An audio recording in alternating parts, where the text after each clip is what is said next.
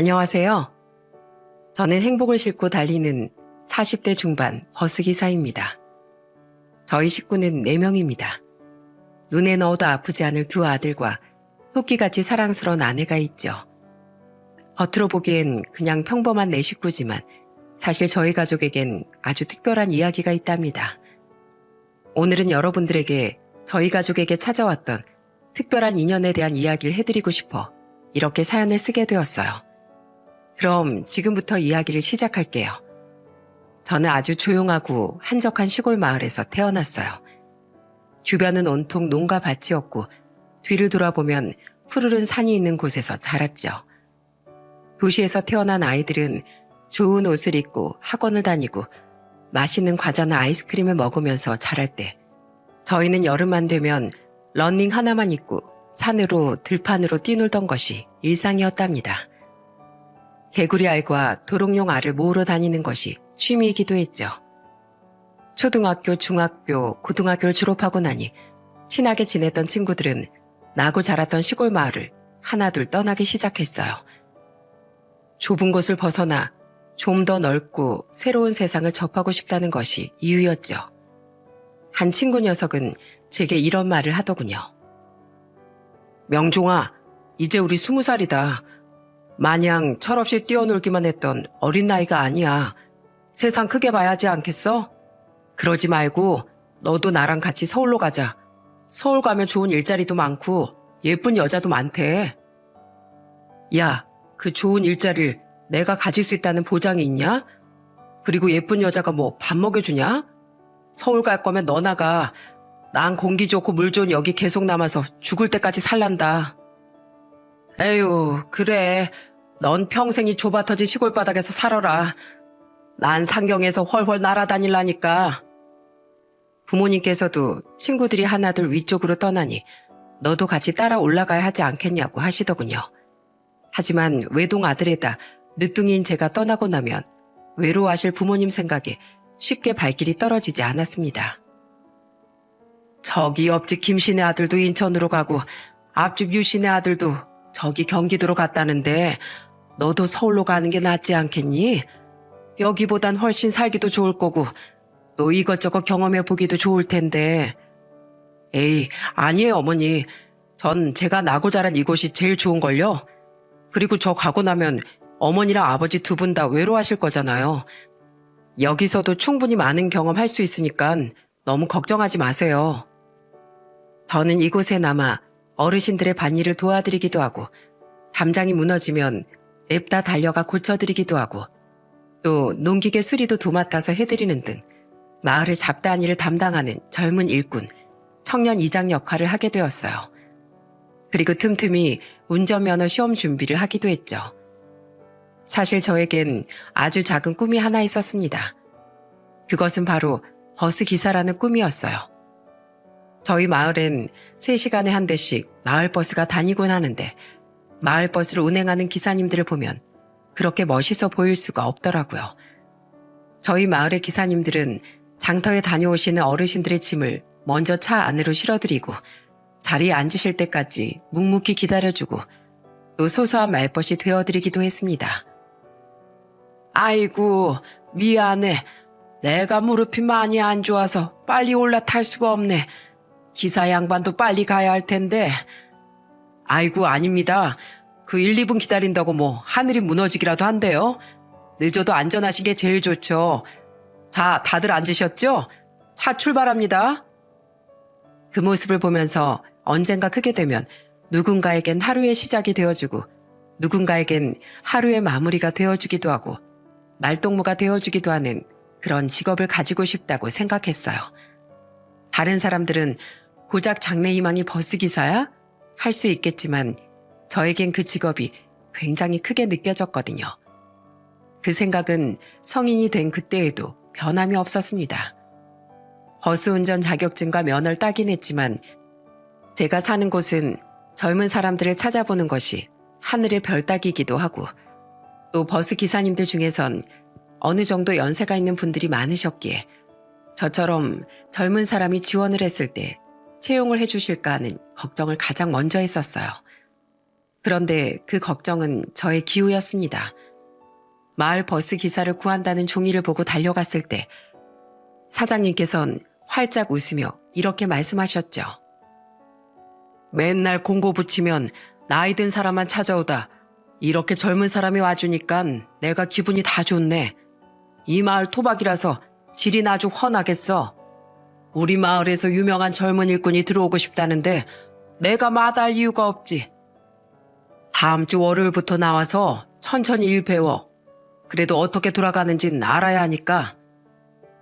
그렇게 저는 30살이란 나이에 이곳에서 가장 젊은 마을버스 기사로 취직을 하게 되었어요. 입사 후 일주일 정도까진 다른 기사님들의 뒷좌석에 앉아 어느 버스 정류장에 정차를 하고 또 어느 길로 다니는지 등의 경로를 외웠고 요금 정산 같은 일들을 차근차근 배워나갔습니다.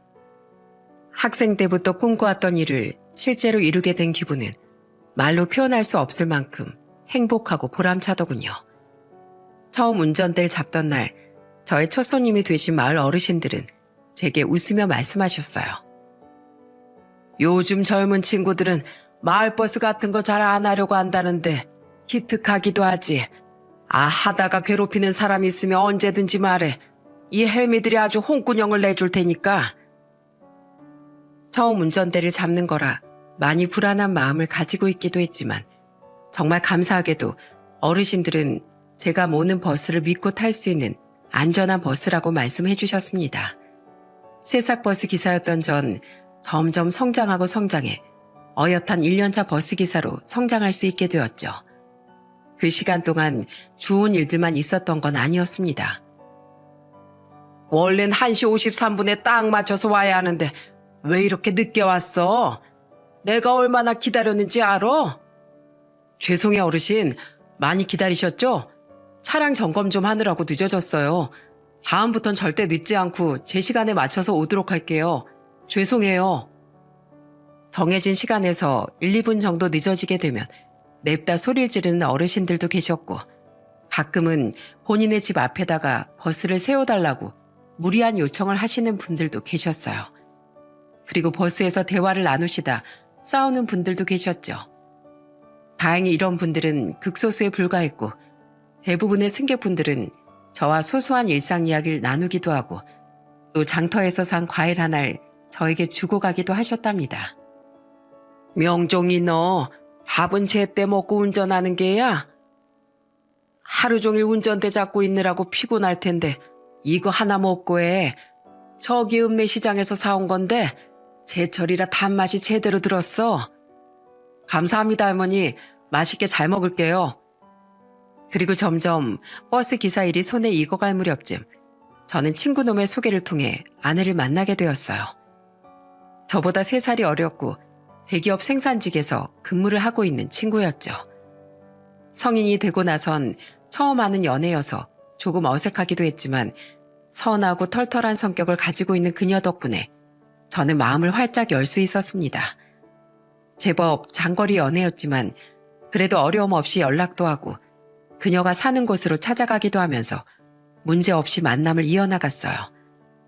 그녀를 만나면서 들었던 생각은 이 사람 아니면 안 되겠다 였습니다. 보통 2, 3년은 진득하게 만나보고 결혼을 결정하라고들 하는데 왠지 지금 옆에 있는 사람을 오래오래 제 곁에 두고 싶더라고요. 그냥 말 그대로 운명이라고 생각했어요. 혹시나 저만 하고 있는 생각이면 어떡하나 걱정도 되었는데 놀랍게도 저와 같은 생각을 하고 있더라고요. 만난 지 1년 정도 되던 때 부모님께 인사를 드렸는데 저희 부모님께서 제 등짝을 내리치시며 말씀하셨습니다. 저렇게 참한 여자친구가 있었음 친직에 데려와서 인사를 시켜줬었어야지 이놈아. 더 볼 것도 없다. 며느리로 합격이야 합격. 당장 상견례 날짜 잡자. 그녀는 저에게도 저희 부모님에게도 마음에 쏙 드는 신부감이었던 거였어요. 물론 저도 좋은 사윗감으로 인정을 받았고요. 장거리 연애였던 저희 연애는 결혼이라는 해피엔딩을 맞이하게 되었습니다. 결혼 후 아내는 저희 마을에서 3, 40분가량 차를 타고 나가면 있는 같은 계열사의 공장으로 이직을 하게 되었어요. 다행히 자가용이 있었기에 출퇴근은 어렵지 않게 할 수 있었고 가끔은 제가 운전하는 버스를 타고 출근을 하기도 했죠. 종종 함께 출근을 하는 날이면 그 시간대에 탑승하시는 승객분들께선 저희 부부를 보며 흐뭇한 웃음을 짓기도 하셨습니다. 좋은 일은 겹쳐서 온다고 하죠. 결혼식을 올린 그해 저희에겐 소중한 아기 천사가 찾아와 주었답니다. 마을에 아기 울음소리가 들리던 날 마을 어르신들이 얼마나 많은 축하를 해주시던지 저는 그날을 아직도 잊을 수가 없습니다. 저희의 인생을 바꿔놓은 할아버지를 만나게 된 건 그로부터 5년이 지났을 무렵이었어요. 저희 마을은 그렇게 규모가 썩 크지 않은 마을이라 돌고 돌다 보면 모두가 다 알고 지내는 사이인 경우가 많았죠. 저도 버스를 운행한 지 7, 8년 정도 되다 보니 어느 정류장에서 누가 탑승하는지 눈을 감고도 맞출 수 있을 지경에 이르렀죠. 할아버지를 처음 뵌 날은 유난히 비가 억수같이 쏟아지던 어느 여름날이었습니다. 이 마을에선 한 번도 뵙지 못했던 그분께선 금빛 보자기를 꼭 끌어하는지 버스에 올라 저에게 여쭤보셨어요. 기사 양반, 이 버스 혹시 부둣가도 지나가는가? 예, 그럼요. 정류장을 좀 많이 지나가는데 제가 내리고 도착하면 말씀드릴게요. 비가 많이 내리니까 어서 타세요. 한 손엔 비에 젖어 꼬깃꼬깃해진 지폐와 동전을 요금통에 넣고 자리에 앉아 보자기를 꼭 끌어안은 채 창밖만 바라보시던 할아버지. 비가 워낙에 많이 오던 날이었기에 승객은 할아버지 혼자뿐이셨고 또 표정이 너무 안 좋아 보이셔서 전 그분께 먼저 말을 걸었습니다. 할아버지, 부둣가 뭐하러 가세요? 오늘 같은 날은 비가 많이 내려서 부둣가에 가시면 많이 위험할지도 모르는데. 하지만 돌아오는 대답은 없었어요. 할아버지하고 한 번 더 불렀지만 묵묵부답으로 창밖만 바라보고 계시기에 그때부턴 저도 조용히 운전에만 열중하기 시작했습니다. 그로부터 한 10분이 흘렀을까?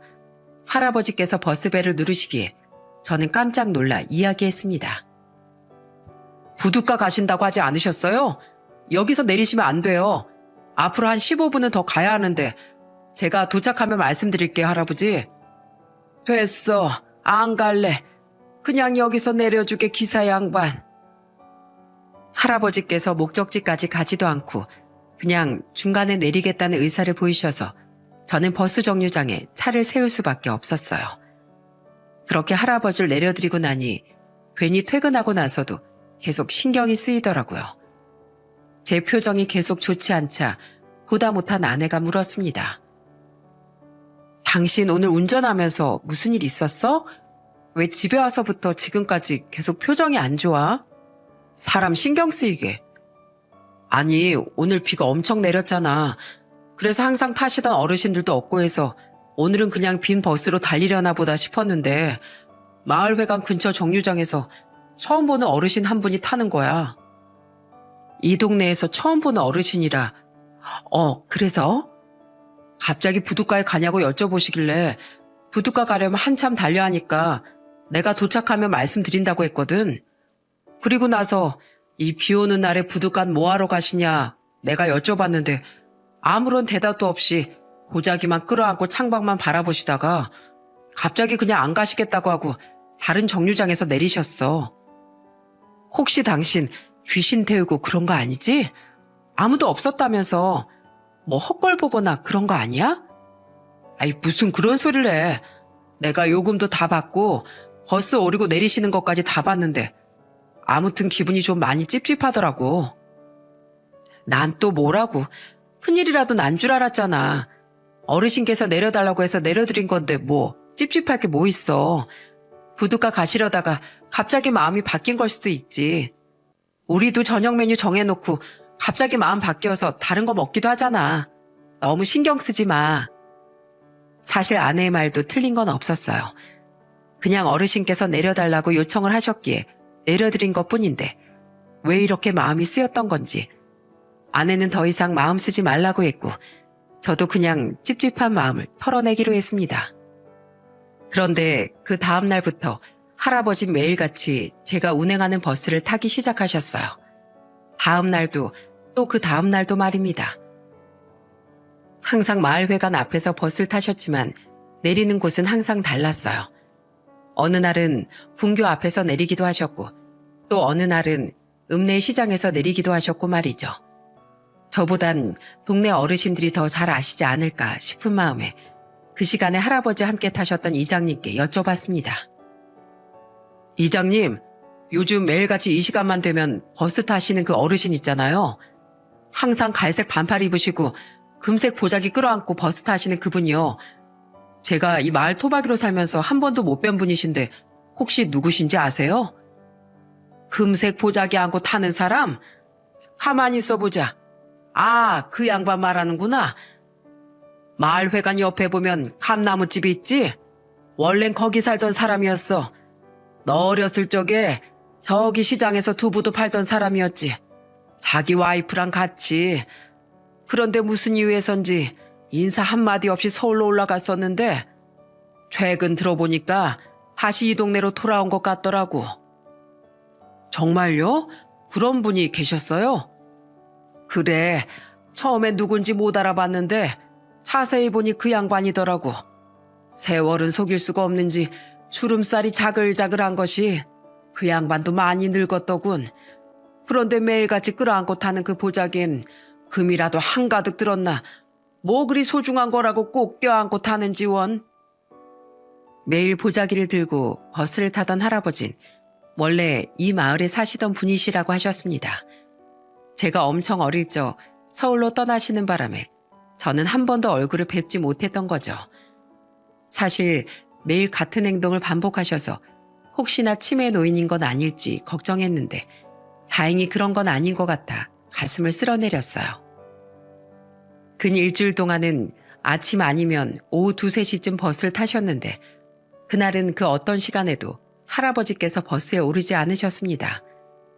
늘 보이던 분이 보이지 않으니 괜스레 걱정이 되더라고요. 오늘은 안 오시려나 하는 마음으로 막차를 운행하던 도중 저 멀리서 익숙한 금빛 보자기가 눈에 띄었습니다. 할아버지께선 다른 날과는 달리 해가 다 저문 막차 시간에 버스에 오르셨어요. 할아버지, 항상 아침 아니면 낮에 타시다가 오늘은 웬일로 저녁에 타셨네요. 제가 많이 걱정했어요. 혹시 무슨 일 있으신 거 아닌가 하고요. 오늘도 저희 처음 만난 날처럼 할아버지 혼자세요. 원래 이 시간에 많이 어두워서 손님들 잘 안 타시거든요. 그렇지요. 오늘은 내가 좀 많이 늦게 타긴 했지. 오늘은 너무 늦었으니까 안전하게 댁까지 모셔다 드릴게요. 중간에 내리겠다고 벨 누르셔도 저 절대 안 세워드릴 겁니다. 동네 가로등이 엄청 많긴 한데 제 역할을 다하는 놈이 많이 없어서 어둡고 자칫 잘못했다가 넘어질 수도 있어서 위험해요. 차고지까지 갔다가 제 차로 모셔다 드릴게요. 안 그래도 되는데 굳이 번거롭게 뭐하러 이 늙은 노인네를 챙겨? 자네 식구들도 기다리고 있을 텐데. 제가 계속 마음이 쓰여서 그래요. 거절하지 마시고 편하게 모셔다 드릴게요. 늦은 시간에 탑승하신 할아버지를 댁까지 모셔다 드리기 위해 저는 종점을 찍고 차고지에 버스를 둔 다음 할아버지와 함께 차를 타고 댁으로 향하기 시작했습니다. 할아버지 댁은 이장님께서 알려주셨던 원래 감나무 집에서 조금 떨어진 약간 구석진 곳에 있는 작은 집이었습니다. 할아버지 조심히 들어가시고요. 다음부터 너무 늦은 시간에 버스 타지 마세요. 이 시간에 타셨다가 저 만나면 제가 항상 댁까지 모셔다 드릴 거예요. 아시겠죠? 자네, 시간이 늦었는데 저녁은 먹었나? 저녁이요? 아니요. 이제 집에 가서 먹어야죠. 안 그래도 배고파 죽겠습니다. 그럼 집에 들어와서 저녁 먹고 가게나. 집까지 데려다 줬는데 그냥 이렇게 보내는 건 예의가 아니지. 아유, 전 괜찮은데. 어른이 그러라고 하면 그냥 이해하고 들어오는 거야. 별 볼 건 없는 집이지만 들어오게. 할아버지의 단호한 말투에 저는 못 이기는 척 차를 구석에 주차시켜두고 집 안으로 들어갔습니다. 10평 남짓해 보이는 집에는 정말 기본적인 식기와 가재도구 그리고 이부자리만 있을 뿐 아무것도 없었습니다. 원래라면 약간 좁다고 느껴져야 정상이지만 가구가 공간을 차지하고 있지 않아 되려 넓다는 생각이 들 정도였어요. 그리고 그 안엔 끼케야 4살 정도 보이는 작은 꼬마가 있었죠. 아이는 문을 열고 들어오는 할아버지를 향해 2팔을 벌리고 달려오다 제 얼굴을 보고 그대로 멈춰버렸습니다. 어허, 이놈. 할아버지가 낯선 어른을 보면 무조건 인사부터 하는 거라고 했지? 안녕하세요. 제 이름은 서기준입니다.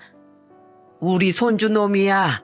올해 4살이고 내가 밥을 해서 내어올 테니까 자넨 그대로 앉아있게. 아이고, 아니에요. 저도 같이 식사 준비하는 거 돕겠습니다. 가만히 앉아있으래도. 정 앉아있기 그러면 저기 우리 손자 녀석이나 좀 놀아주게. 나올 때까지 기다리느라 아마 많이 심심했을 게야. 할아버지가 짐짓 엄한 표정을 지으며 말씀하시자 아이는 이내 2 손을 공손하게 모으고 저에게 이름을 말하면서 인사를 했습니다. 집에 있는 저희 아들 생각이 나기도 하고 또 귀여워 웃음이 저절로 나오더군요. 그렇게 앉아 아이를 무릎에 앉히고 놀아주고 있는데 아이가 가까이 와보라는데 손짓하더니 제 귀에다 대고 이렇게 속삭이는 겁니다. 우리 할아버지 바보예요. 오늘은 할머니 꼭 보내드릴 거라고 하고 나가셨으면서 결국 못 보내드리고 왔어요. 어? 그게 무슨 소리야? 할머니를 못 보내드리고 왔다니? 저 보자기 안에 우리 할머니가 잠들어 계시거든요. 저는 깜짝 놀랐습니다. 금색 보자기 안에 할머니가 잠들어 계신다는 게 무슨 말인지 도통 이해할 수가 없었거든요. 혹시 공포 스릴러 드라마나 영화에서만 보던 그런 상황인가 싶어 저절로 긴장이 되더라고요. 얼마 지나지 않아 할아버지께서 된장찌개와 밥, 그리고 각종 반찬들을 간단하게 내오셨는데 저 안에 할머니가 들어있다는 말이 계속 떠올라 밥이 목구멍으로 넘어가는지 코로 넘어가는지 모르겠더라고요. 계속해서 밥을 깨작거리고 있으니 할아버지께서 제게 물으셨습니다. 왜? 밥이 맛이 없나? 하긴 젊은 사람 입맛에 안 맞는 밥상이긴 한데 아니면 뭐 속이 영 불편한가? 아니요, 그런 건 아니고요. 그럼 또 우리 손주 녀석이 실없는 소리를 했나? 이를테면 저 보자기 속에 할머니가 계신다는 말이라든지. 저는 한 번 더 놀랄 수밖에 없었어요. 제가 따로 말씀을 드리지 않았는데도 할아버진 단박에 제가 이러는 이유를 알아차리시더군요. 너무 민망해서 뒷머리만 계속 만져대니 할아버지께선 그런 제 모습을 보시고 사람 좋은 표정으로 껄껄 웃으셨습니다.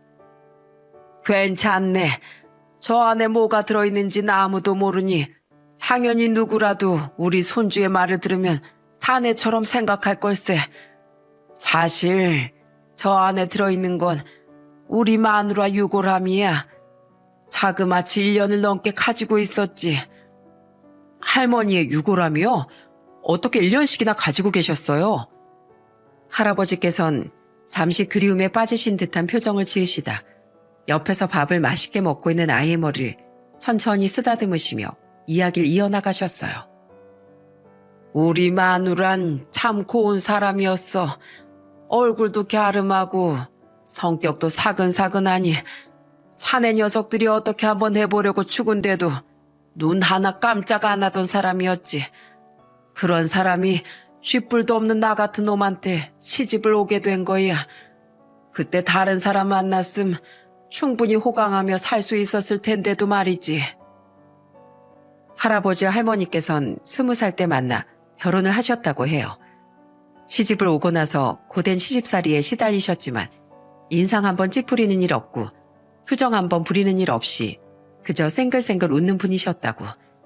천천히 이야기를 이어나가시는 할아버지 입가엔 은은한 미소가 띄어져 있었습니다. 마치 할머니를 회상하며 말씀하시는 것 같았죠.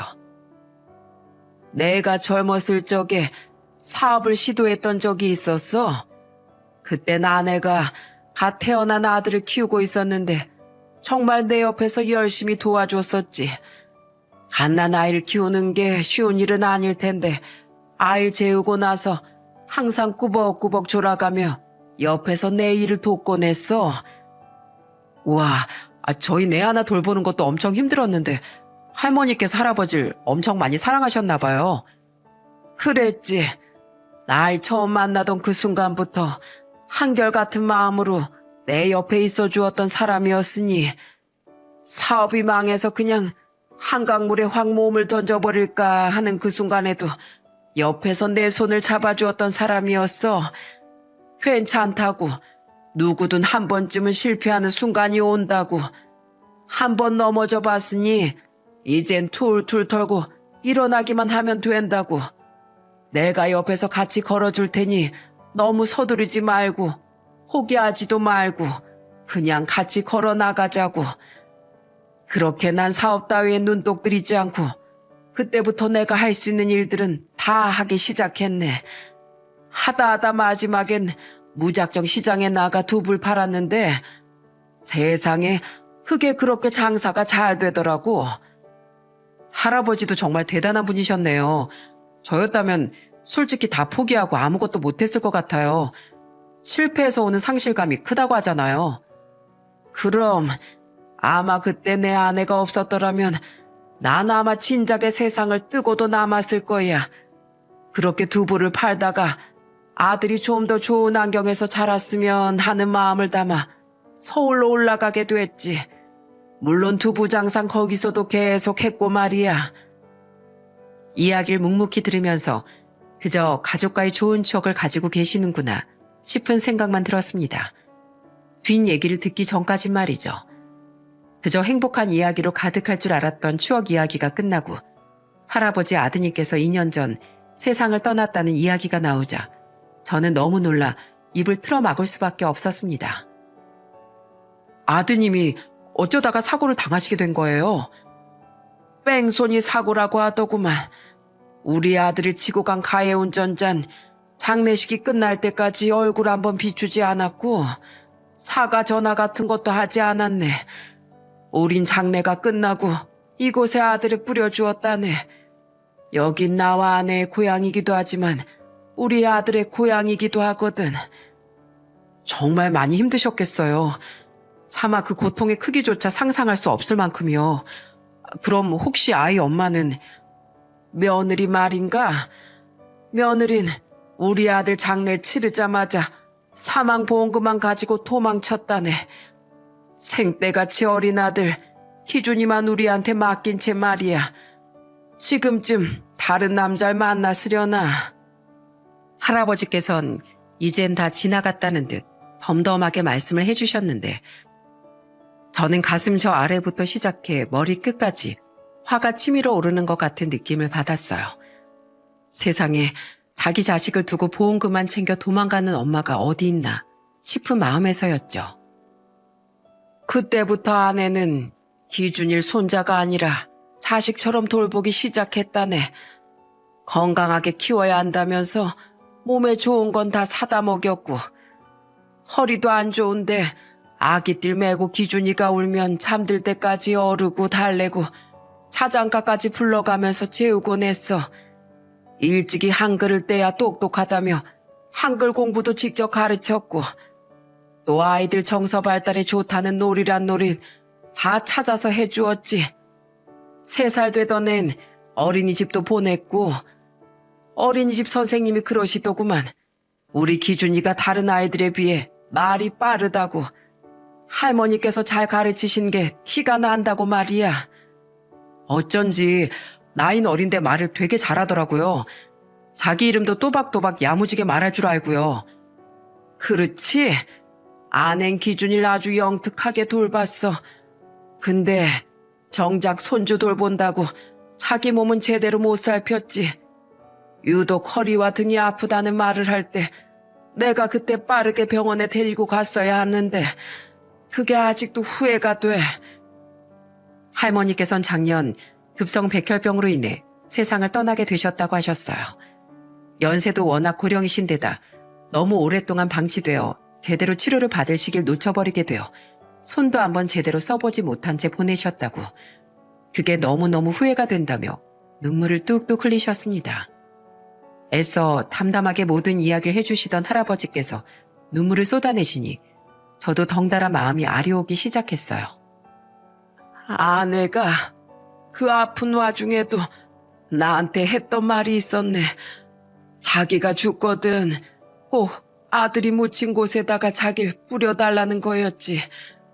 화장을 하고 나서 아프지 말고 훨훨 편히 잘 날아가라고 뿌려줄 생각이었는데 그게 안 되는 거야. 당연하지. 난 아내를 떠나보내줄 준비가 되어 있질 않았으니까. 한동안은 유골함 붙잡고 이 어린 것 앞에서 많이 울었었네. 그러다가 이제 진짜로 보내줘야겠다 마음 먹고 서울 생활을 정리하고 여기로 내려오게 되었지. 어쨌든 저쨌든 이곳이 내 고향이기도 하니까. 그런데도 계속 못 보내드리겠어서 부둣가까지 못 가시고 계속 중간에 내리셨던 것이었어요? 그렇지. 이대로 내가 바다에 뿌리게 되면 아내가 정말 내 옆에서 영영 떠나가 버릴까봐. 아이고 내 참 생판 모르고 살던 남한테 정말 별소리를 다 하네. 미안하네. 원래 늙으면 쓸데없는 말이 마구 튀어나오고 그래. 쓸데없는 소리라뇨. 전 전혀 그렇게 생각 안 했는걸요. 할아버지께서 이렇게 말씀해 주셔서 그동안 할아버지께서 보여주신 행동들을 모두 이해할 수 있었어요. 우선 시간이 너무 늦었으니까 내일 제가 다시 찾아뵐게요. 어떻게 해서든 도움을 드리고 싶어서요. 아이쿠 내 정신 좀 보게. 내일도 버스 몰려면 얼른 들어가야겠네. 미안하네. 늦은 시간까지 이렇게 시간 가는 줄도 모르고 붙잡고 있어서 얼른 가보게나. 이야기를 듣다 보니 시간이 어느덧 10시가 다 되어 있어 우선 저는 집으로 돌아갔습니다. 그리고 아내에게 할아버지께서 겪은 이야기들을 모조리 이야기해 주었죠. 제 이야기를 모두 들은 아내도 할아버지를 돕고 싶어 했습니다. 세상에 그런 사연이 있으셨던 분이셨어? 당신 하마터면 큰 오해할 뻔했네. 그나저나 너무 마음 아프다. 아드님 보낸 지 얼마 안 돼서 사랑하는 아내분까지 그렇게 보내신 거잖아. 아우, 나 같아도 쉽게 못 보내드릴 것 같아. 그러니까 할아버지가 말씀하시는 거 듣는데 나 눈물 참느라고 아주 혼났다니까. 근데 언제까지나 유골함을 품에 끼고 사실 수도 없는 거고 할아버지 말씀으론 이젠 진짜 보내드리려고 집까지 정리하고 여기로 내려오셨다는데 내가 봤을 땐 아직 마음의 준비가 다 안 되신 것 같아 보여. 아내와 길게 대화를 나눈 결과 할아버지께서 할머니를 보내드릴 수 있게끔 도와드리자는 결론이 나왔습니다. 할아버지 댁엔 어린 손자도 있고 또 할머니께서도 이제는 편히 쉬셔야 할 것 같았기 때문이었어요. 산 사람은 살아야 한다는 말이 있는 것처럼요. 다음날 아내는 반차를 쓰고 저는 오전 근무를 끝내고 난 뒤 아이를 잠시 어머니께 맡기고 할아버지 댁으로 함께 향했습니다. 할아버지, 안녕하세요. 오늘은 저희 집사람도 같이 왔어요. 아니, 집사람까지 데리고 굳이 허름한 곳까지 뭐하러 왔어? 제가 어제 오겠다고 말씀드렸잖아요. 전 한 입으로 두 말 안 해요. 저희가 이렇게 둘이서 찾아오게 된 건 이제 할머니를 편한 곳으로 보내드려야 할 것 같아서예요. 저희 부부는 1시간 정도 할아버지를 설득했습니다. 유고를 집안에 두고 할머니를 그리워하시는 것도 좋지만 어린 손자를 생각하시라고. 할아버지가 그렇게 할머니를 못 잊고 힘들어하면 손자도 분명 힘들어할 거라고. 그리고 할머니도 이제 좁은 공간에서 좀 더 넓은 세상으로 편히 떠나고 싶어 하실 거라고 말씀드렸습니다. 할아버지는 아무 말 없이 저희 이야기를 듣고 계시다가 갑자기 일어나 옷을 주섬주섬 입기 시작하셨어요. 아, 뭐해? 빨리 나갈 준비하지 않고. 저희 말을 듣고 할아버지는 할머니를 보내줄 결심을 하게 되셨다고 해요. 아직까지 할머니를 보내주지 못하겠다는 마음이 컸지만 그래도 이제는 가슴에 묻겠다고 하시더라고요. 어린 손자를 위해서라도 그렇게 해야 할 것 같다는 할아버지의 말에 저희는 조용히 할아버지가 그토록 가길 망설여하셨던 부둣가로 향했고 그곳엔 저희가 전날 예약해두었던 바다 장례 전용 선박을 탄 채 아들을 뿌려두었던 부표 근처로 이동하게 되었습니다. 부표 근처에 다다르자 장례를 도와주시는 분께선 유족분들께서 유골을 최대한 날리지 않게끔 뿌려달라고 요청하셨고 할아버지께선 눈물을 뚝뚝 흘리시며 이렇게 말씀하셨어요. 내가 앞으로 얼마나 더 살 수 있을지 모르겠지만 시간이 허락한다면 우리 기준이 장가 가는 것까지 다 보고 그때 당신 곁으로 갈게. 하늘나라에서 다시 만나면 그때 당신이 궁금해할 만한 세상 이야기 내가 다 해줄게. 그러니까 거기서 내 걱정, 우리 기준이 걱정하지 말고 아프지도 말고 편히 쉬어. 더 빨리 보내주지 못해 미안해 여보. 그토록 보고 싶어 하던 아들 만나 도란도란 이야기꽃 피우시게나. 잘 가시게나. 그리고 작별의 시간은 손자인 기준이에게도 주어졌습니다. 아내는 작은 손을 꼼지락거리며 울먹이는 기준이를 꼭 안아주면서 토닥여 주었어요. 기준아, 할머니는 이제 여기보다 더 편한 곳으로 가시는 거야. 좀 더 높은 곳에서 기준이가 건강하고 예쁘게 자라는지 지켜봐 주시겠대. 그러니까 할머니가 좋은 곳에서 편하게 쉬실 수 있게 할머니 안녕 해드리자. 아내의 품에서 빠져나온 기준인 할머니의 유골을 천천히 바다에 뿌려들이며 엉엉 소리내어 울었습니다. 할머니, 거기선 아프지 마. 아프면 안 돼. 기준이가 많이 보고 싶어 할 거니까 꼭 꿈에 나와줘야 돼. 할머니 안녕. 안녕. 그 작은 아이가 유골을 뿌리면서 작별 인사하는 모습을 보는데 저희 부부는 결국 눈물을 참지 못하고 함께 오열을 하고 말았어요. 그 모습이 너무 마음이 아팠거든요. 바다 장례를 다 치르고 와서 할아버지께선 저희 부부에게 감사하다는 말씀을 해주셨습니다. 감사하긴요. 저희 집사람도 저도 계속 신경이 쓰였거든요. 사정을 알게 된 이상 그냥 넘어가진 못하겠고 저희가 할 수 있는 최대한으로 도와드리고 싶었어요. 고맙네. 덕분에 이제라도 아내를 편한 곳으로 보내줄 수 있게 됐어. 그동안 계속 망설였던 게 바보 같아질 정도로 이제야 조금 후련하게 지낼 수 있을 것 같네. 다행이에요. 그래도 슬플 때 마음껏 슬퍼하세요. 가끔 너무 그리우실 땐 울면서 그리움을 떨쳐내는 것도 하나의 방법이긴 하더라고요. 계속 저희 마을에서 지내실 거죠? 종종 기준이 보러도 들리고 또 돌아가신 아드님만은 못하겠지만 저희 아들처럼 그리고 딸처럼 생각하고 편하게 대해주세요. 장례가 끝난 뒤에도 할아버지 기준이와 저희 부부의 인연은 계속되었어요. 저희 아이와는 1살 터울밖에 나지 않기도 했고 저희 마을엔 아들 또래가 기준이 뿐이었기에 두 아이들은 금방 가까워질 수 있었습니다. 아이들이 친하게 지내면서 저희도 가끔 할아버지 댁에 들러 말동무가 되어드리기도 하고 또 명절 때가 되면 할아버지와 기준이를 위한 선물을 사다 드리기도 했답니다. 그로부터 몇 년이라는 시간이 흘러 아이들이 초등학생이 되었을 무렵쯤 저희 식구에게 엄청난 시련이 찾아오게 되었어요. 고륙종입니다. 원래 성인에게도 나타나지만 소아에게선 더 흔한 양상으로 나타나는 암이거든요. 이 정도면 통증도 상당했을 텐데. 고륙종이요? 치료는 가능한 건가요? 우선 지켜봐야겠지만 경과가 좋지 않으면 기존의 다리를 절단한 뒤 인공관절을 넣는 수술을 해야 할 수도 있습니다. 확정된 것은 아니니까 항암 치료부터 시작하면서 경과를 지켜보도록 하죠. 마른 하늘에 날벼락을 맞은 것 같았어요. 평소랑은 다르게 무릎이 퉁퉁 붓고 아프다고 칭얼거려서 단순히 성장통을 심하게 앓는가 보다 하고 생각했는데 그 통증이 생각보다 오래 가더라고요.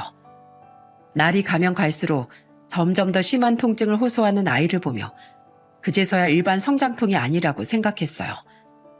차로 한참을 달려 큰 대학 병원으로 도착했는데 암이라는 소리에 몸에 힘이 쫙 풀리더라고요. 아이의 회복이 우선이었지만 무엇보다 항암 치료와 수술, 그리고 그 이후의 치료를 진행할 정도로 여유로운 형편이 아니었습니다. 최근 아버지께서도 수술을 하게 되어 수술비로 큰 돈이 빠져나간 상태였고 또 아내까지 유방암 초기 진단을 받아서 수술비로 돈이 빠져나간 지 얼마 되지도 않았는데 이젠 아이가 암이라는 사실에 티를 내진 않았지만 정말 무너져 내릴 것 같았죠. 우선 급한 대로 입원을 한 뒤 저는 집으로 돌아와 생필품이랑 아이 옷을 챙기기 시작했어요. 그때 기준이가 저희 집으로 찾아왔더군요. 형아, 놀자. 기준이 왔어? 근데 미안해서 어떡하지? 당분간 형아는 집에 없을 거라서. 형이 집에 없어요? 왜요? 어디 놀러 갔어요? 놀러 간 건 아니고 형이 조금 아파. 그래서 치료를 받아야 한다고 하네.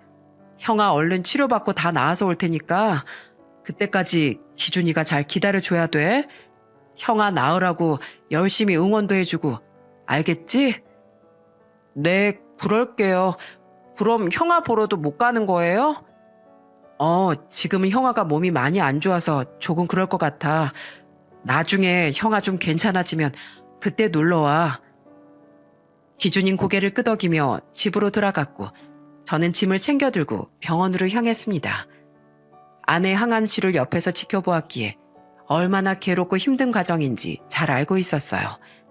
하지만 아들은 이를 악물고 힘겨운 치료들을 이겨내 주었습니다. 그 모습을 지켜만 보고 있는 게 아빠로서 너무 미안했어요. 그냥 내가 대신 아팠으면 좋겠다 싶을 정도였죠. 여느 때와 같이 항암 치료를 마치고 아이 옆에 앉아 있는데 할아버지께서 전화가 오셨습니다. 진우가 있는 병원이 어디인지 알려달라는 전화였어요. 할아버지 안 오셔도 돼요. 여기 너무 멀어서 차가 없으면 오기도 힘드십니다. 요즘 들어 몸도 안 좋으시면서. 안 뭔지 내가 들어보고 결정할 일이야. 어딘지나 빨리 말하게. 결국 할아버지의 성화에 저는 병원 이름을 말씀드렸고 할아버지는 2시간도 채 지나지 않아 기준이와 함께 손을 잡고 찾아오셨어요. 한동안 찾아뵙지 못한 시간 동안 할아버지 얼굴도 많이 야위어 계셨죠. 한동안 힘없이 침대에 누워만 있던 진우는 기준이의 힘찬 응원에 신기하게도 잠시나마 웃음과 활기를 되찾았습니다. 역시 또래는 다른가 봐요. 기준이가 오니까 진우가 저렇게 웃네요. 안 그래도 치료 때문에 많이 힘들어 했었는데 그래도 조금은 마음이 놓여요. 자넨 밥이나 제대로 챙겨 먹고 다니는 겐가? 어째 아픈 아이 얼굴이랑 아버지 얼굴이랑 비슷해. 누가 보면 자네가 더 환자인 줄 알겠네. 원래 아픈 사람 병간호하려면 호자가 잘 챙겨 먹어야 돼. 잘 챙겨 먹어야 하는데 영 그럴 시간이 없네요. 애 잠들고 나면 출근해서 운전하고 또 돌아오면 밤이고 하다 보니까 그냥 하루 끼니는 삼각김밥 하나 정도로 끝나는 것 같아요. 월급은 그대로 치료비 올인이고 항암 치료에 차도가 없으면 인공 관절까지 심어야 한다는데 그게 비용이 장난이 아니라네요. 걱정이 이만저만이 아닙니다. 진우가 어디 보통 애인가? 걱정 말게. 금방 후를 털고 자리에서 일어날 테니까. 와, 지금도 기준이가 오니까 둘이 웃으면서 잘 놀잖아. 그러니 긍정적으로 생각하게. 할아버진 제 어깨를 툭툭 두드리며 보호자가 제대로 정신을 차려야 한다는 말씀을 해주셨습니다. 그 말에 저는 더 정신을 차려보기로 마음을 먹었죠. 할아버지와 기준이가 집으로 돌아간 후 진우는 더욱 힘을 내서 씩씩하게 치료도 받고 잘 먹지 않았던 병원 밥까지 싹싹 비워냈습니다. 물론 항암 치료 부작용으로 인해 다 토해내는 날도 있었지만은요. 하지만 희망의 끈을 놓지 않고 살아가고 있을 때쯤 우리에게 또 불행이 찾아오고 말았습니다. 할아버지께서 다녀가신 지 시간이 좀 흐른 후 우리에게 청천벽력 같은 소식이 들려왔어요. 이상하게도 기분이 좋지 않던 날 아내에게서 전화 한 통이 걸려왔어요. 그 전화를 받고 저는 제 귀를 의심할 수밖에 없었어요. 할아버지께서 쓰러져 진우가 입원해 있는 병원으로 오고 계신다는 것이었습니다. 오래간만에 집에 들러서 병원에 찾아온 것에 대한 감사 인사를 드리려고 찾아갔다가 발견을 하게 되었다는 것이었죠. 원래도 지병이 있으신 상태에서 워낙 고령의 연세, 갑작스럽게 추워진 날씨와 더불어 떨어진 면역력으로 인해 합병증으로 폐렴이 찾아온 상태라고 하더군요. 밤이 되자 계속해서 떨어지는 혈압 때문에 며칠을 넘기기 힘들 것 같다는 의사 선생님의 말에 하늘이 깜깜해지는 것 같은 느낌이 들었습니다. 그래도 정신을 똑바로 부여잡고 저는 계속 울고 있는 기준이의 손을 꼭 잡은 채 이야기를 꺼냈어요. 기준아, 할아버지가 지금 많이 힘드시대. 어쩌면 오늘이 할아버지 얼굴을 뵙는 마지막이 될지도 몰라. 할아버진 기준이가 많이 보고 싶으실 것 같은데 아저씨랑 같이 할아버지한테 인사하러 들어갈래? 기준인 대답 대신 눈물을 흘리며 고개를 끄덕였습니다. 이후 간호사 선생님들의 도움을 받아 소독을 깨끗이 하고 멸균복과 모자를 갖춰 입은 채 중환자실 안으로 들어갔어요. 안내를 받아 들어간 곳에 할아버지께서 숨을 가쁘게 내쉬며 누워 계셨습니다. 할아버지 하고 부르니 겨우 눈만 떠서 저희 두 사람을 번갈아 보셨죠. 할아버지, 기준이 장가 가는 것까지 보고 가시겠다고 할머니께 약속하셨잖아요. 기준이 이제 초등학생밖에 안 됐는데 이렇게 누워 계시는 법이 어딨어요. 내가 건강한 모습을 보여야 하는데 이렇게 추한 모습을 보여서 미안하네. 우리 기준이 장가 가는 것도 내가 다 봐야 하는데. 아니에요. 아무 말씀도 하지 마세요. 기운만 더 빠지세요. 할아버지, 아프지 마세요. 빨리 일어나세요. 네? 네, 염치 없네만 자네에게 부탁이 하나 있네. 꼭 들어주겠다고 약속해주게. 예, 할아버지, 말씀해주세요. 제가 다 들어드릴게요.